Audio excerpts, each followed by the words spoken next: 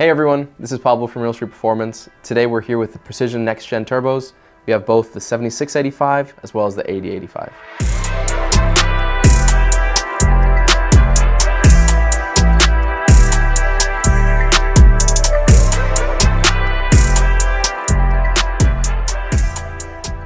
The 8085 in particular was meant to be more of a class turbo.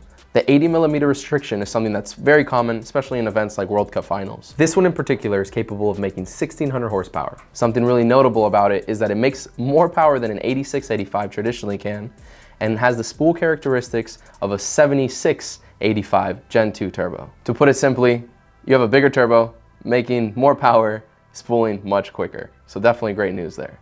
Next up, we're looking at the 7685. Now this one in particular is the next gen version. The previous one was Gen 2. That one was aimed to make just over 1300 horsepower. This one in particular is rated to about 1500 horsepower. So very similar. Spool characteristics are still going to be in that 7685 Gen 2 category while being able to supply much more power. Looks like we're going to be making 150 horsepower more on average without having to sacrifice any spool for this one. Now, there are a couple questions here. Obviously, we have the Gen 2 and the Next Gen. What are they? What are the differences? And what is actually making this extra power? Let's take a closer look at that.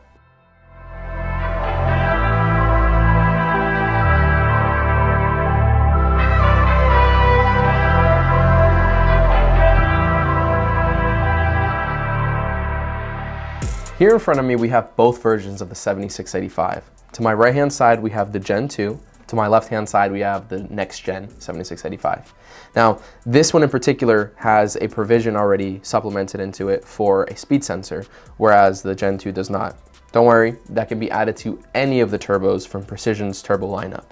As for the casting differences itself in the housing, the Precision Next Gen actually has obviously a larger logo for easy identification, but the technical part of it is within the map groove or surge slot. This was actually a new design from Precision, allowing for maximum air efficiency to make the most power possible.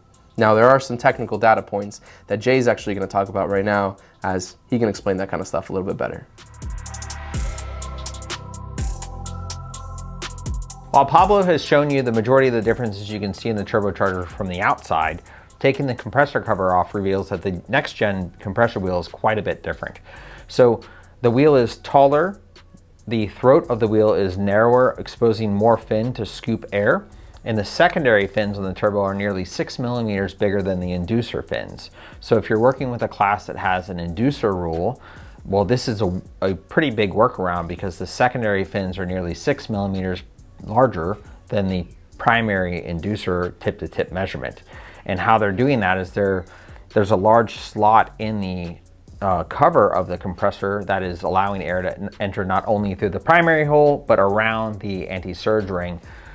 This approach has been going on for a few years in some niche class racing like X275, and it was primarily custom expensive race turbos, and Precision has brought that technology into a production unit for all of us to enjoy. So really exciting stuff, and very promising from the aspect of moving more air in the same turbo size. Thanks everybody who tuned in today. I'm glad we were able to take a little bit of a closer look into the next gen turbos, both the 7685 and the 8085. We definitely look forward to seeing what these do out in the market, and we'd be more than happy to help you guys with any additional questions that you may have.